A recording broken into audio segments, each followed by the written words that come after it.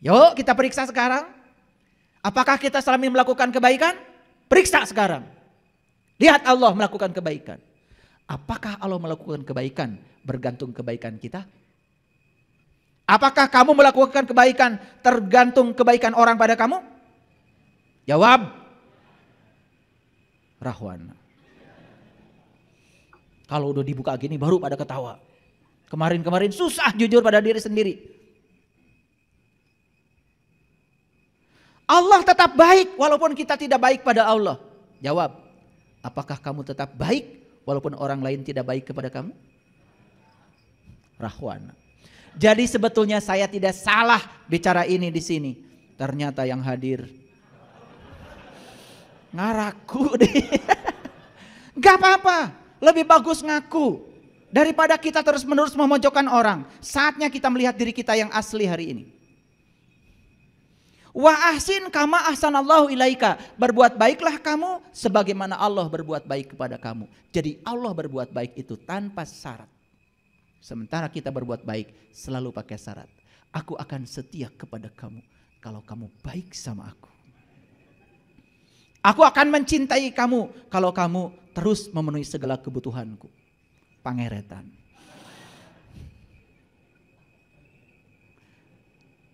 Jadi jangan-jangan semua yang disebut perbuatan baik selama ini mekanisme melakukannya tidak seperti Allah melakukannya kepada kita. Karena kita terus berpura-pura.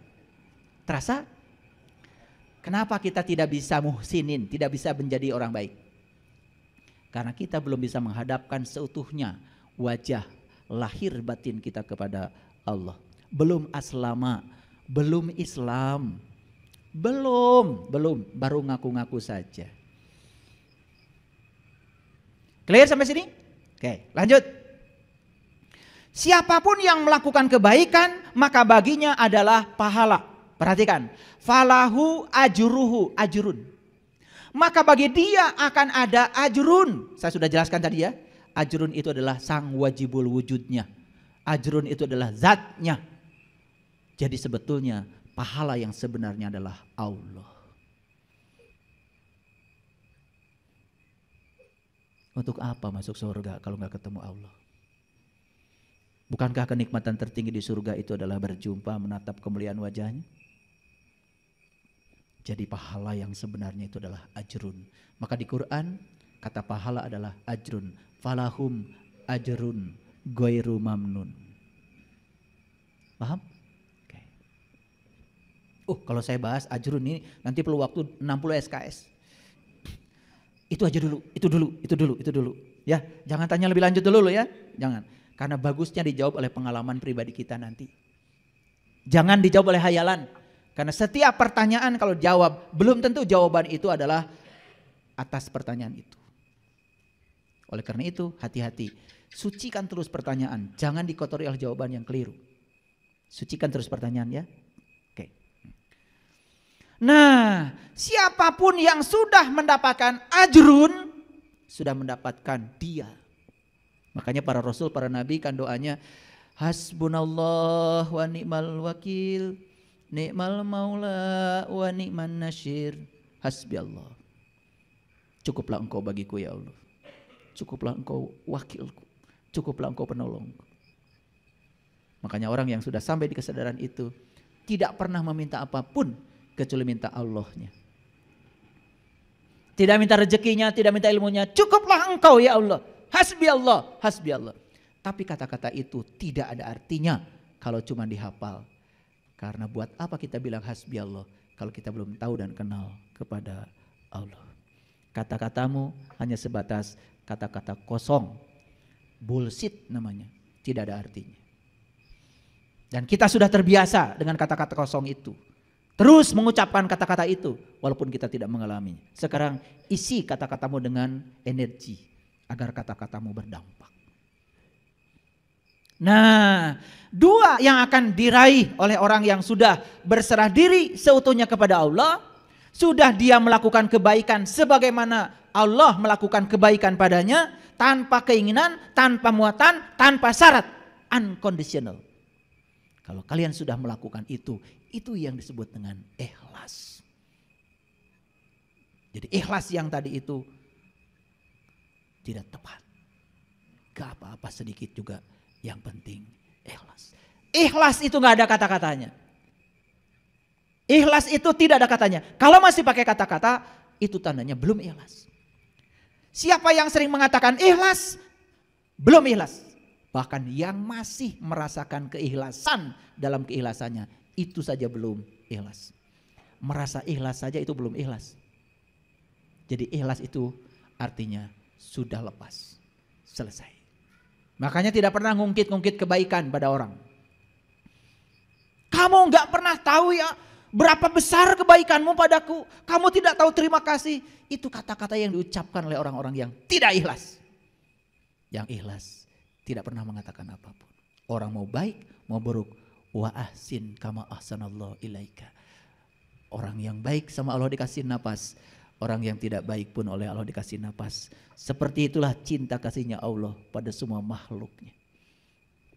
Jadi kalau ada orang yang mengajarkan Allah, katanya Allah tuh baik sama orang yang baik sama Allah, tidak baik atau mengazab orang yang tidak baik pada Allah, itu Allahnya dia harus dikoreksi.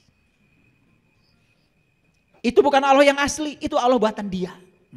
Seperti dia. Ngerti maksud saya? Udah. Yang ketawa berarti otaknya cerdas. Ini ketawa belakangan. Rada cerdas. Karena tertawanya belakangan. Makanya dua kata Allah, ya, wala khaufun alaihim wala hum yahzanun. Maka orang yang sudah berserah diri kepada Allah, dia sudah bisa melakukan kebaikan sebagaimana Allah melakukan kebaikan padanya. Hasil akhirnya apa? Dia tidak takut, dia tidak sedih. Nah, inilah pintu masuk untuk memasuki pada dunia sains, hasil-hasil riset tentang berserah diri. Jadi kalau baca bukunya David Hawkins tentang letting go, kalau bacanya The Power of Now yang ditulis oleh siapa itu? Siapa? Eckhart Tolle. Wah, itu. Saya belum pernah menemukan penjelasan tentang berserah diri yang masuk akal dan bisa dipraktekkan kecuali dari dua orang itu. Maaf ya, saya sudah baca banyak kitab. Semuanya nggak jelas. Dan maaf ya, jangan tanya mereka yang berdua ini keyakinannya apa. Nanti kalian bingung lagi. Gitu ya, saya cuma takut bingung maka ketika disebut ya. Nah, oke, perhatikan saya. Jadi kalau orang yang sudah berserah diri kepada Allah itu dua hasil akhirnya, tidak takut dan tidak sedih. Tidak khawatir dan tidak berduka cita. Mari kita lihat dulu sekarang. Kapan seseorang itu takut?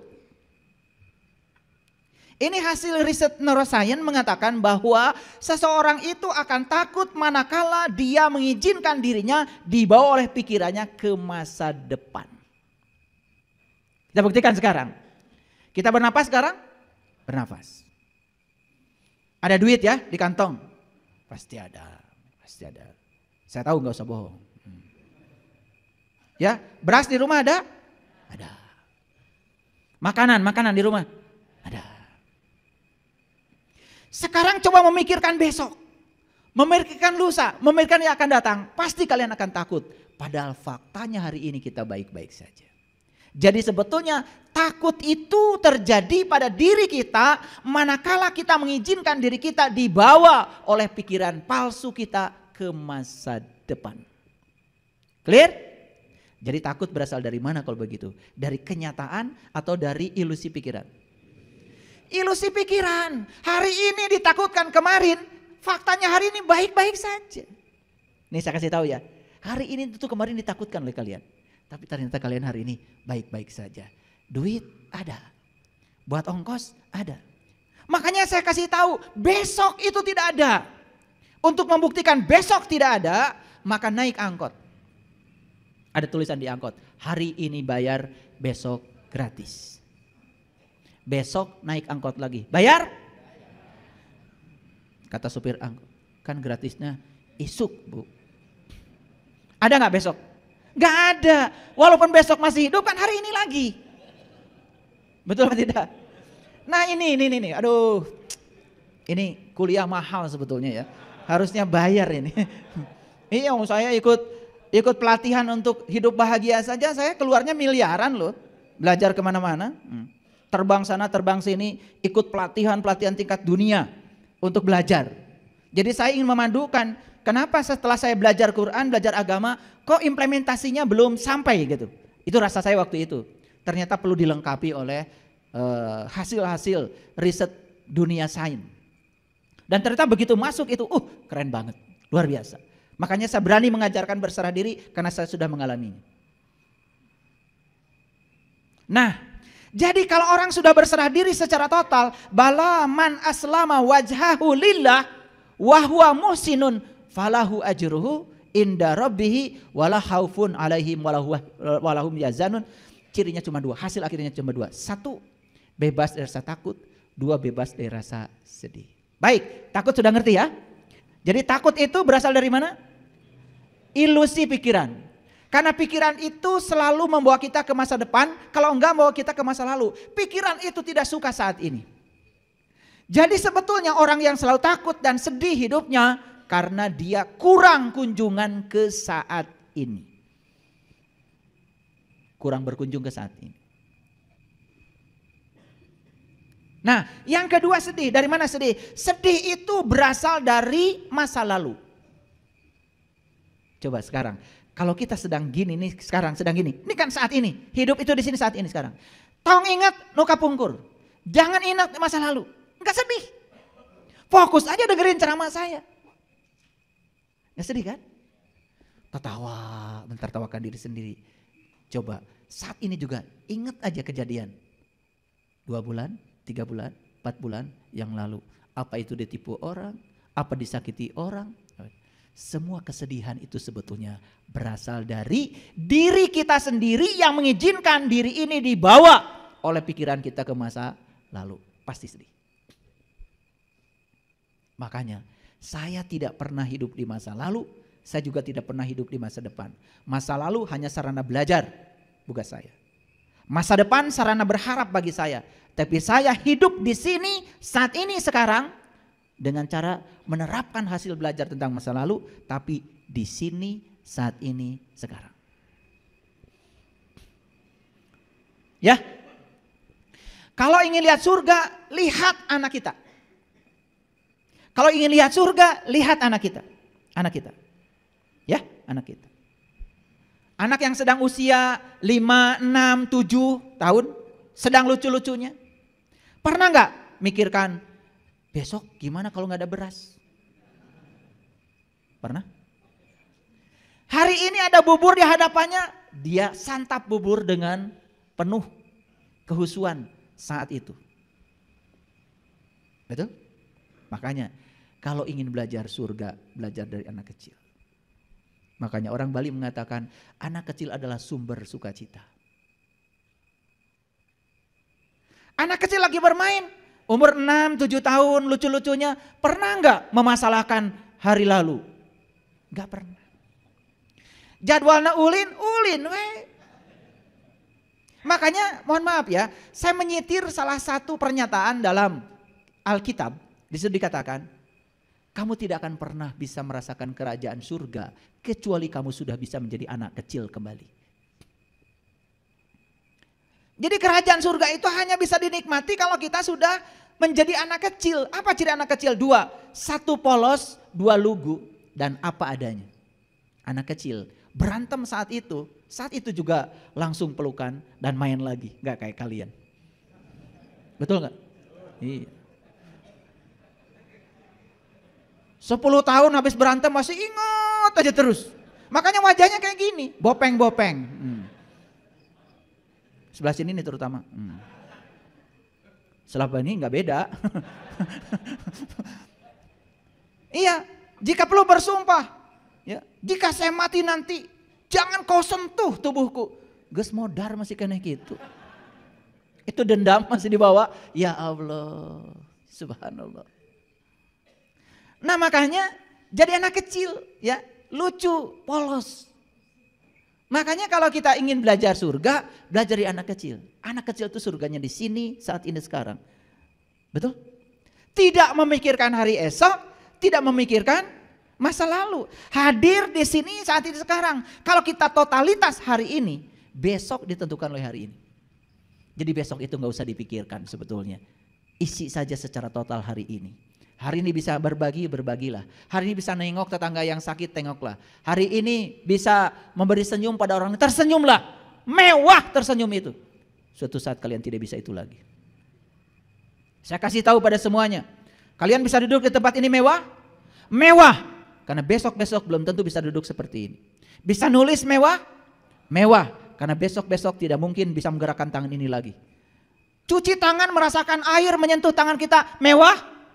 Mewah. Karena suatu saat air menyentuh tanganmu, kau tidak akan merasakan lagi dinginnya air. Jadi betapa banyak kemewahan yang diberikan semesta kepada kita, kita lupakan. Kenapa? Lagi cuci tangan, pikiran sudah di meja. Gitu maraneh mah. Punten ya, hayang nyiwit. Iya. Lagi makan, pikiran sudah di pasar. Betul? Itulah manusia. Dulu waktu gadis pengen cepat nikah. Membayangkan kehidupan ada pikiran anu nipu. Betul? Menikah teh raos mereunanya. Kulam teh duaan. Gitu. Begitu sudah nikah, pengen cerai. Kieu geuning karasana, kan gitu. Betul? Kayak gitu. Terus berburu ke depan. Katanya pengen piknik ke Bali. Dari rumah udah buru-buru, pakai baju buru-buru, sarapan buru-buru. Barudak buru-buru atuh hararese. Tuh, rek piknik naon juga gitu. Betul nggak? Celek tadi di mobil, begitu macet, tit, buru-buru, hayang buru-buru ke airport. Di airport teh, hayang buru-buru naik pesawat.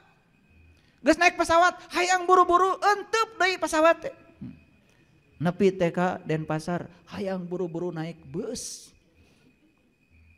Naik bus teh hayang buru-buru ke hotel, di hotel hayang buru-buru ke Kutu. Di Kutu hayang buru-buru ke Jimbaran, terus hayang buru-buru rek iraha piknik nari maneh.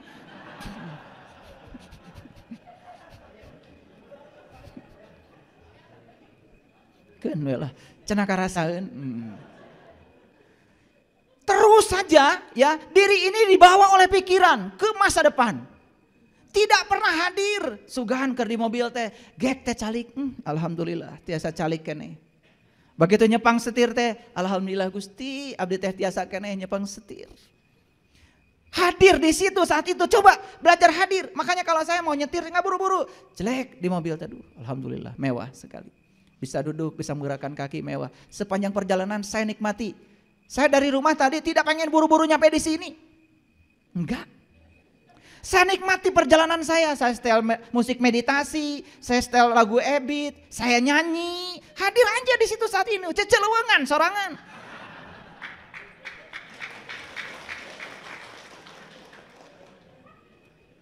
Dan marahnya mata gitu. Rek ngawas nanti rumah kade mau belajar berserah diri di jalan. Nit. Galewang ka dieu. Rek ka mana?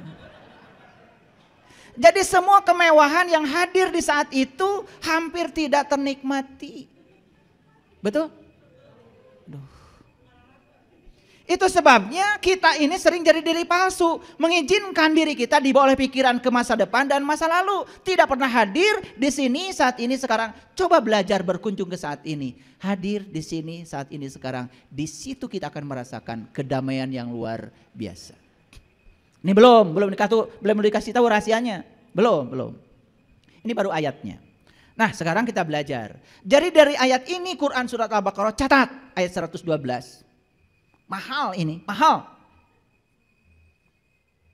Jadi ciri orang yang sudah berserah diri itu sudah tidak lagi takut, tidak lagi khawatir. Jadi berserah diri itu sebetulnya hadir di sini saat ini sekarang tanpa penilaian benar salah, tanpa penilaian baik buruk. Ini harus dipraktekkan. Coba begitu ada kejadian apapun saat ini, jangan menilai. Terima semua yang terjadi apa adanya. Jangan dinilai. Begitu dinilai kita akan memilih, dan memilih itu mengambil yang kita sukai dan menendang jauh-jauh yang tidak kita sukai. sepanjang hidupmu seperti itu, berarti kita masih melawan Allah. Sekarang pertanyaannya, adakah di semesta yang terjadi tanpa kehadirannya? Adakah di semesta yang terjadi tanpa kehendaknya? Kenapa kita selama ini masih mengambil ini dan menendang itu? Apa yang kita sukai kita ambil, kita cengkram. Apa yang kita tidak sukai kita jauh-jauh buang. Sepanjang hidupmu seperti itu, sepanjang itu pula kamu tidak akan pernah bahagia. Hadir di sini saat ini sekarang tanpa penilaian, tanpa penghakiman. Yakini semua yang terjadi karena ada kehadirannya. Itulah memahami kun fayakun. Kun fayakun, kehadirannya saja sudah cukup membuat sesuatu terjadi. Kalau dinilai oleh pikiran kita jadi benar salah, dinilai oleh pikiran kita jadi baik buruk, itulah pikiran. Padahal semua yang terjadi adalah kebenaran. Ketika kita bisa menerima kebenaran, itu yang namanya sabar. Jadi apa itu kebenaran? Kebenaran adalah semua realitas hidup. Terima semua apa adanya, tanpa penilaian, tanpa penghakiman. Disitulah kita akan bisa berserah diri. Itulah muslim itu. Kenapa kalian selama ini marah? Karena kalian menilai. Yang dinilai belum tentu kebenaran, hanya benar salah menurut versimu sendiri. Betul? Saya tanya, ketika anak nakal, pasti kita akan bilang salah. Ketika anak nurut pada kehendakmu, kalian bilang benar. Padahal anak itu sedang berusaha menjadi dirinya sendiri. Ketika anak nurut pada perintahmu, siapa tahu malah justru itu sedang melanggar jati dirinya. Karena dia sedang menjadi orang tuanya, tidak sedang menjadi dirinya. Tapi otak kita mengatakan itu benar, karena dia nurut. Makanya doanya juga sing nurut, sing nurut. Gitu kalian. Budak teh kudu jadi indung bapana.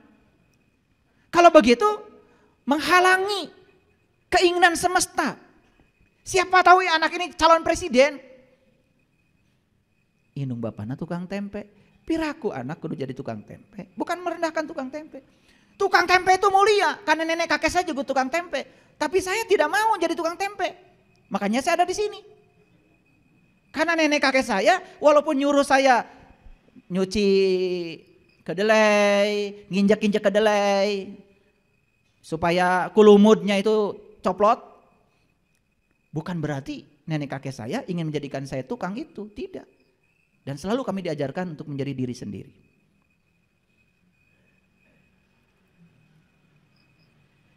Jangan pernah paksa anak itu harus menjadi seperti kita. Karena apa? Siapa tahu anak disiapkan untuk menjadi lebih dari kita. Paham maksud saya?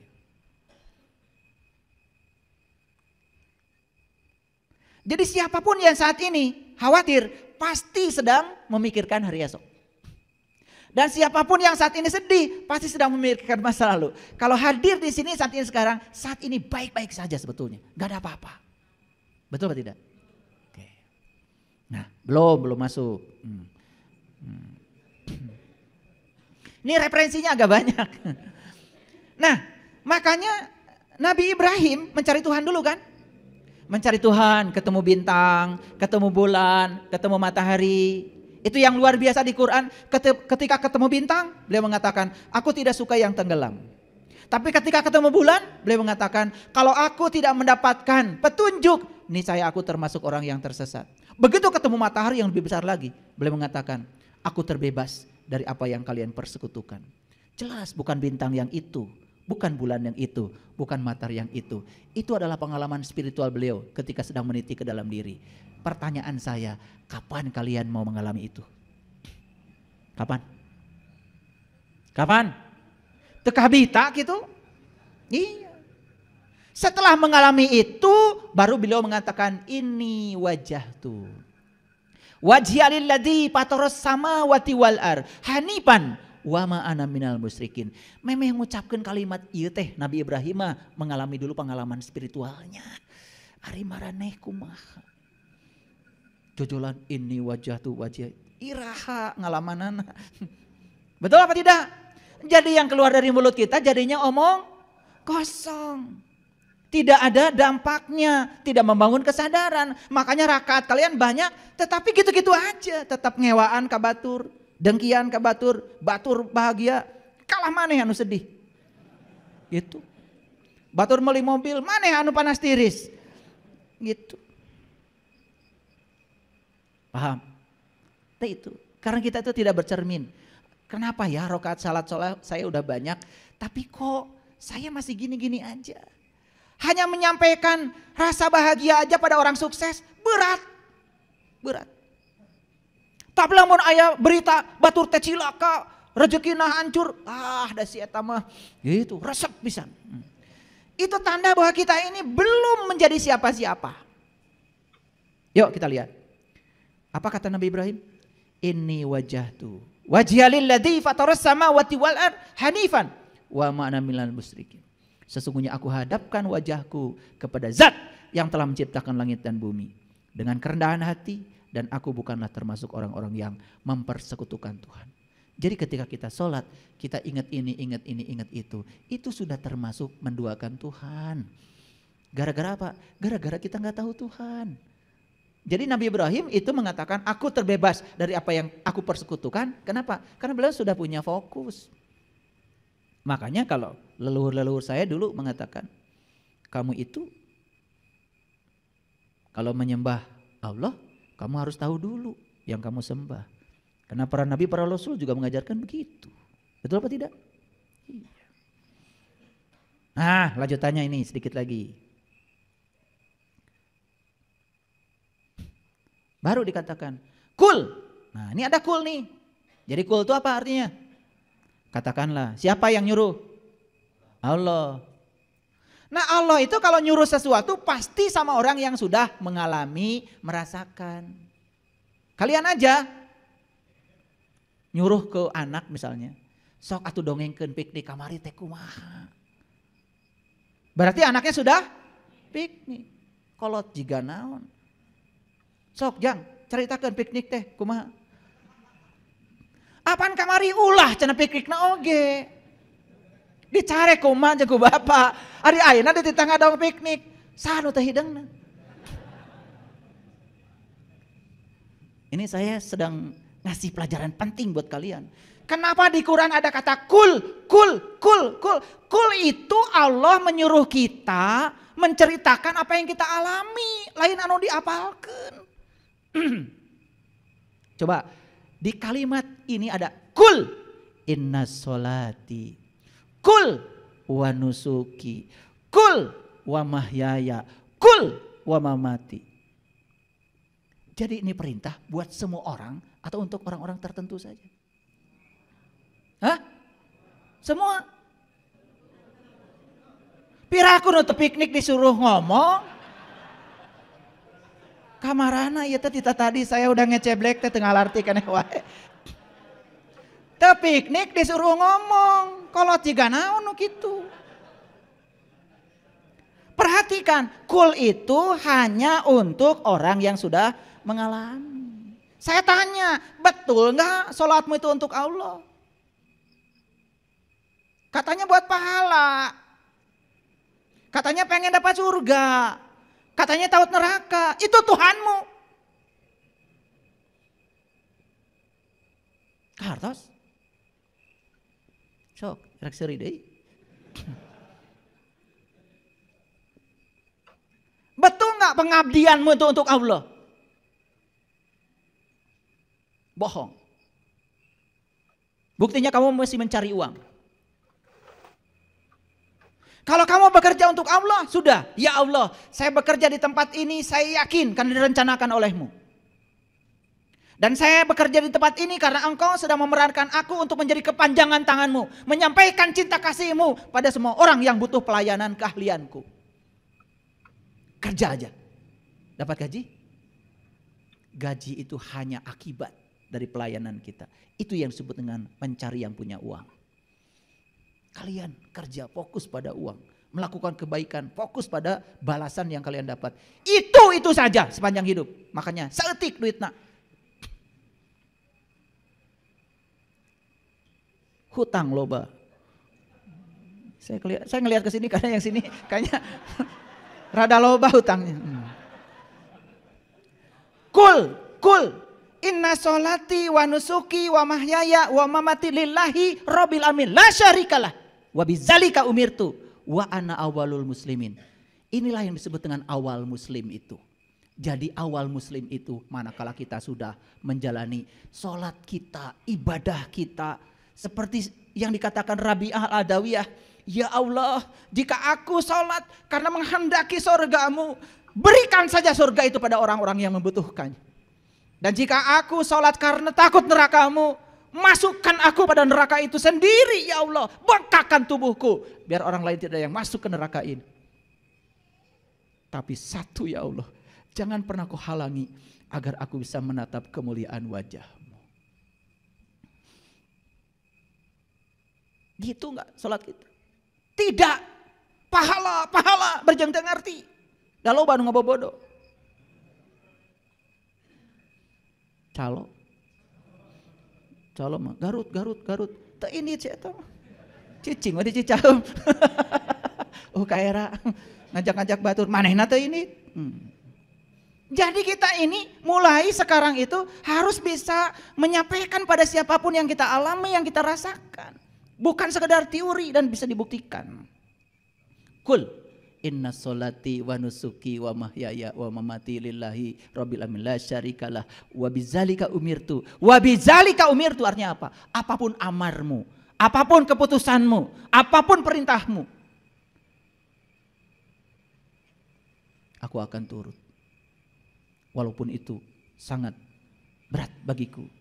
Aku yakin tidak ada perintahmu kecuali cinta kasihmu. Bebaskan benar salah, bebaskan baik buruk. Semua yang terjadi, semua realitas adalah kebenaran. Terima semua realitas apa adanya. Hari ini harus bersuami si A, wataknya seperti itu, terima seutuhnya. Hari ini harus punya istri si A, wataknya gitu, terima seutuhnya. Tong hayang ganti? Silahkan gak percaya sama saya, kamu ganti. Kamu akan dapat lebih parah.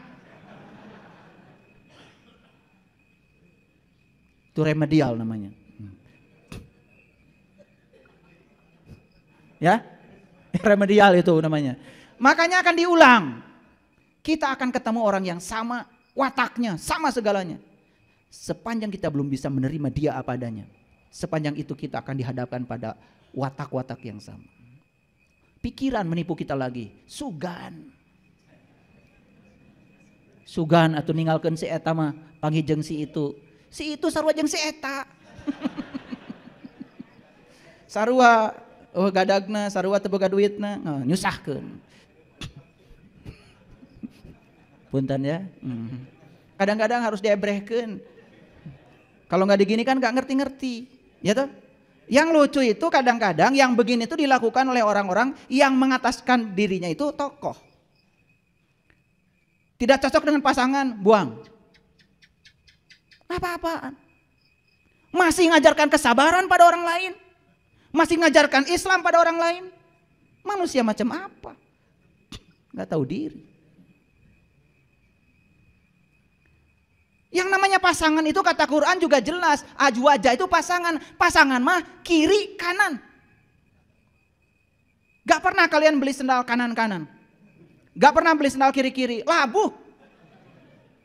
Betul apa tidak? Jadi azwaja itu pasangan kiri kanan. Beda. Tong hayang sarua. Sarua mau boga anak. Mun sarua mau boga anak. Sugan kaartieun. Betul apa tidak? Iya. Jenis kelaminnya berbeda, secara fisiologi berbeda, cara berpikir berbeda, pendidikan berbeda, dibesarkan di keluarga yang berbeda, sukunya berbeda, adat istiadat berbeda. Ari maneh hayang sarua. Melanggar hukum alam. Tong hayang kawin atuh. Jadi nikah itu adalah latihan menerima dan menghargai perbedaan. Karena kita memang beda. Disekasurkan ku Allah teh supaya diajar menerima dan menghargai bahwa kamu beda. Itu yang akan menumbuhkan kedewasaan. Begitu beda, ganti. Beda deui, ganti. Aduh. Meni babari. Dasar si eta. Ini yang disebut dengan muslim. Muslim itu sudah berserah diri, menerima semua realitas apa adanya. Lihat saya semuanya. Jangan menilai baik buruk. Semua yang terjadi adalah kebenaran. Kekurangan pasangan kita, cara kita untuk dilatih menyempurnakannya. Ketidaksabaran pasangan kita, supaya kita belajar sabar. Dan belajar sabar baru sukses sama orang yang tidak sabar. Gak akan bisa belajar sabar sama orang sabar, gak bisa.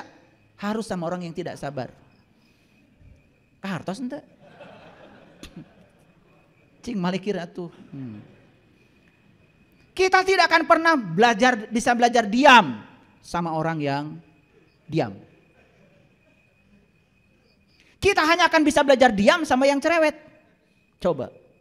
Jadi kalau pasangan mau cerewet, terima, ya Allah. Berarti saya disuruh banyak belajar diam. Dah tiap rek ngomong, si eta deui nu ngomong. Behak waktu. Ngerti maksud saya? Kan bagus. Nah, bagus dan buruk itu adanya di sini, sudut pandang. Itu. Jadi belajar dari Nabi Ibrahim. Nah, jadi sekarang saya akan jelaskan sama kalian. Apa sih rahasia berserah diri? Perhatikan kata demi kata. Penentu utama masa depan kita adalah kualitas kesadaran kita saat ini. Setuju? Penentu masa depan kita adalah kualitas kesadaran kita saat ini. Makanya tingkatkan kualitas kesadaran dari hari ke hari. Itu menentukan masa depan. Saya bicara kesadaran. Bukan bicara kebaikan. Kesadaran yang paling utama. Karena tidak ada kebaikan tanpa kesadaran. Yang kedua. Penentu utama kualitas kesadaran saat ini adalah berserah diri. Karena berserah diri adalah hal terpenting yang akan membawa perubahan positif dalam hidup kita. Lanjut. Pelan-pelan ya. Ini kesimpulan akhirnya. Dapat dipastikan bahwa tidak akan ada tindakan positif yang sejati yang akan terjadi dari keadaan kesadaran tanpa penyerahan diri. Tidak akan ada tindakan positif yang sejati. Kata Allah tadi, wa ahsin kama ahsanallahu ilaika. Kalau tidak ada keadaan kesadaran yang tidak didasari oleh penyerahan diri. Makanya tadi ayatnya, kalau kamu bisa berserah diri, baru kamu bisa melakukan kebaikan. Betul? Dan jika kamu sudah berserah diri, kamu akan terbebas rasa takut dan khawatir. Jadi kita tidak akan diombang-ambing oleh pikiran ke masa depan dan masa lalu. Akan selalu hadir di sini, saat ini, sekarang. Itulah the power of now. Kekuatan saat ini. Luar biasa. Lanjut. Berserah diri bukanlah kekalahan. Berserah diri bukanlah angkat tangan. Berserah diri bukanlah gagal bangkit menghadapi tantangan kehidupan karena kemalasan. Bukan berserah diri itu. Itu namanya menyerah. Berserah diri itu apa sesungguhnya? Berserah diri adalah bertahan secara pasif dalam menghadapi berbagai situasi yang kita jumpai. Berserah diri bukanlah bertahan secara pasif dalam menghadapi berbagai situasi yang kita jumpai dan tidak berbuat apa-apa tentang itu. Jadi kalau kita tidak berbuat apa-apa ketika ada situasi, itu bukan berserah diri.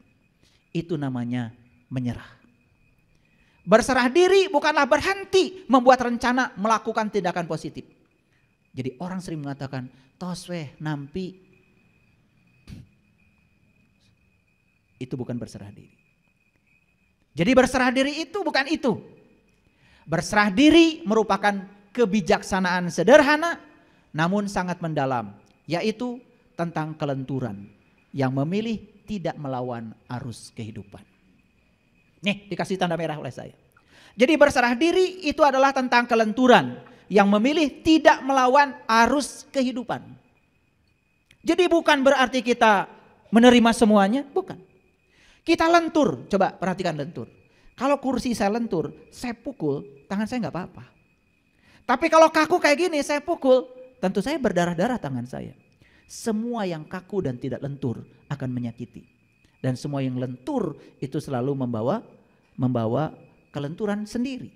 Kalian naik sepeda motor, karena ada shock breaker, lentur. Jalan jelek pun dibantu. Kalian naik mobil, makin mahal mobilnya, makin lentur. Shock breakernya makin bagus. Shock breaker artinya peredam kejut. Kemudian disebut oleh orang pada umumnya sebleker. Jadi kalau saya pergi ke toko owner deal cari shock breaker, bilangnya nggak ada Pak. Saya ganti Arisa Breaker ayah Pak, ayah. Nah. Jadi kadang-kadang kita harus ikutan. Nggak apa-apa demi komunikasi.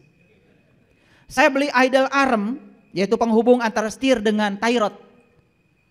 Idle arm, itu ayah Pak. Eta ping-ping hayam. Ayah Pak, ayah. Kebetulan idle arm tuh bentuknya kayak paha ayam. Jadi saya sebut ping-ping hayam ayah. Itu bahasa pasar itu namanya. Nggak apa-apa, lentur saja. Lentur saja, jangan mung meli kata toko eta mah. Teu ngarti shock breaker. Aya ge sebleker. Kamu kaku menyakiti diri sendiri. Moal beres. Ngomain mobilnya. Jadi sebetulnya berserah diri ini tentang kelenturan. Kita harus lentur, harus fleksibel. Memilih tidak melawan arus kehidupan. Jangan melawan arus. Jangan melawan arus. Ya? Oke, belum selesai. Satu-satunya tempat di mana kita bisa mengalami arus kehidupan adalah saat ini. Betul? Jadi berserah diri adalah menerima saat ini tanpa syarat dan keberatan. Itu berserah diri. Beda dengan yang selama ini kita tahu. Sering orang menyampaikan pada kita, ayo berserah diri, berserah diri, berserah diri. Tetapi mekanismenya seperti apa? Ternyata berserah diri adalah menerima saat ini tanpa syarat dan keberatan. Nih lihat saya, sekarang kita sedang hidup saat ini. Nanti pulang dari sini, kalau ke rumah, pasti akan ketemu saat ini juga. Betul? Kalau besok masih hidup, saat ini juga. Selalu sadar pada saat ini. Menerima saat ini tanpa syarat dan keberatan. Rasakan. Kita akan diliputi oleh kedamaian yang luar biasa. Nih, pulang dari sini nih. Nanti kalau masih hidup nanti sore. Saat ini bukan itu. Saat ini. Tiba-tiba ada di rumah kacau balau. Tenang saja. Terima saat ini tanpa syarat. Jangan ada keberatan. Terima aja, terima. Coba rasakan. Ini sangat dahsyat sekali. Makanya kenapa saya selalu tenang dimanapun, situasinya apapun. Saya pakai ilmu yang sesederhana ini. Saya menerima semua orang tanpa syarat. Saya menerima semua peristiwa tanpa syarat. Bahkan saya ketemu dengan orang yang jahat pada saya pun saya terima dia tanpa syarat. Tidak pernah saya bahas masa lalunya, tidak. Saya terima dia saat ini, kan saat ini sedang papangi. Yang sudah terjadi mah itu baheula. Dan kalau kita mengizinkan kita ke yang dulu, maka kita akan menolak saat ini. Begitu menolak saat ini kita melawan arus. Agak berat memang pemahaman ini, agak berat karena harus praktek. Pokoknya kalau masih hidup semua waktu adalah saat ini. Dan setiap peristiwa yang terjadi apapun terima tanpa syarat.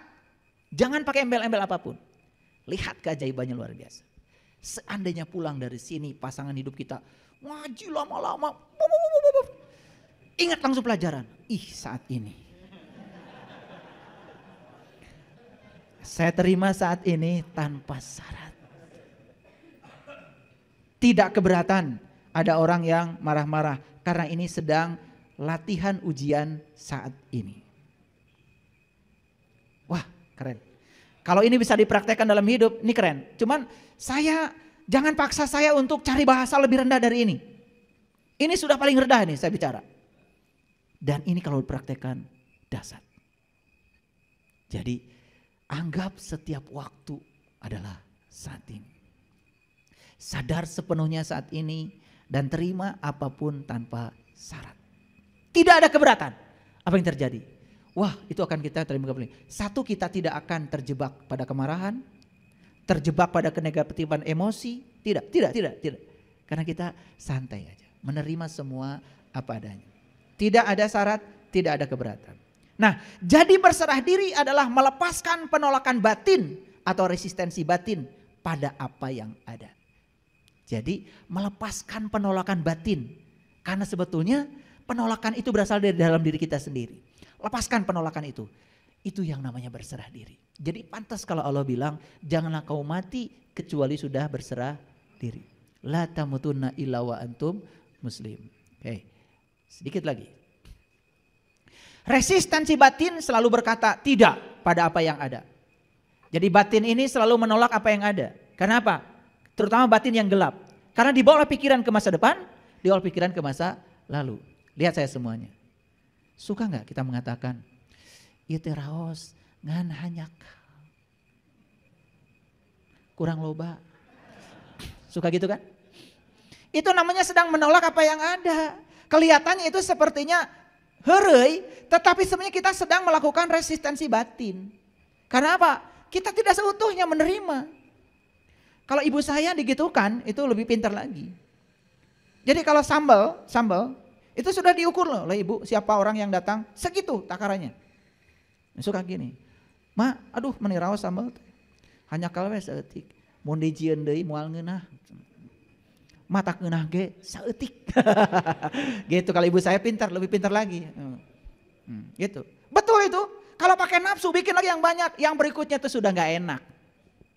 Sebab enak itu karena sedikit. Yang berikutnya ibu saya mungkin sudah diperintah, tapi yang awal itu ibu saya ingin memberi. Jadi cinta itu beda di situ. Yang berikutnya sudah ada tuntutan. Makanya kalau ibu saya digitukan, nggak nyaman lagi. Ngaleosnya ke kamar, kulem. Itu sampai sekarang. Pendidikan itu terasa di saya. Jadi oleh karena itu jangan pakai kalau, jikalau, jangan. Meskipun atau misalkan coba ya, gitu. Coba jangan begitu. Geus puguh kajadianna kieu. Coba jangan begitu. Itu kita sedang menghujat, kita sedang demo, kita sedang protes. Artinya kita sedang tidak bisa menerima apa yang ada, apa adanya. Coba sekarang belajar menerima semua saat ini apa adanya tanpa syarat. Wah, kalau dipraktekkan ini ibu bapak luar biasa. Luar biasa. Bahkan semua orang menjadi sangat nyaman dengan kita. Karena tidak ada penghakiman, tidak ada kemarahan, tidak ada juga menyalahkan, tidak ada penyesalan. Maka saya pernah mengajarkan 7 jangan. 1, jangan suka menyesali keadaan. 2, jangan suka memikirkan sesuatu yang sulit untuk diubah. Apa itu? Masa lalu. 3, jangan memikirkan hari esok yang tidak-tidak, itu masa depan. Yang keempat, ya, jangan tersinggung dengan hal-hal yang sepele. Yang kelima, jangan iri hati. Yang keenam, jangan hidup dengan pembanding. Jangan pernah bandingkan diri kita dengan siapapun. Yang ketujuh, jangan menganggur. Jangan menganggur, karena orang yang menganggur itu sok sagala kepikiran. Gawe mas segala lagi jadi masalah. Makanya titipkan ya tugas pada orang sibuk, pasti selesai. Jangan titipkan tugas pada orang yang banyak waktu, sering menunda. Oleh karena itu, masalah semua berasal dari penundaan. Karena kalian waktunya terlalu banyak. Sibukkan diri, sibuk. Resistensi batin itu akan menjadi nyata ketika berbagai hal menjadi berserba salah. Akibat adanya kesenjangan antara tuntutan atau harapan yang kaku dari pikiran kita. Jadi begitu kita terus menerus ya. Kenyataannya begini, pikiran pengennya begitu. Kenyataannya begini, pikiran pengen begitu. Terjadi perang terus menerus. Terjadi kesenjangan yang luar biasa. Akibatnya sulit menerima yang ada. Sekarang ajarkan pikiran untuk belajar menerima semua tanpa syarat. Oke? Ngerti sekarang berserah diri?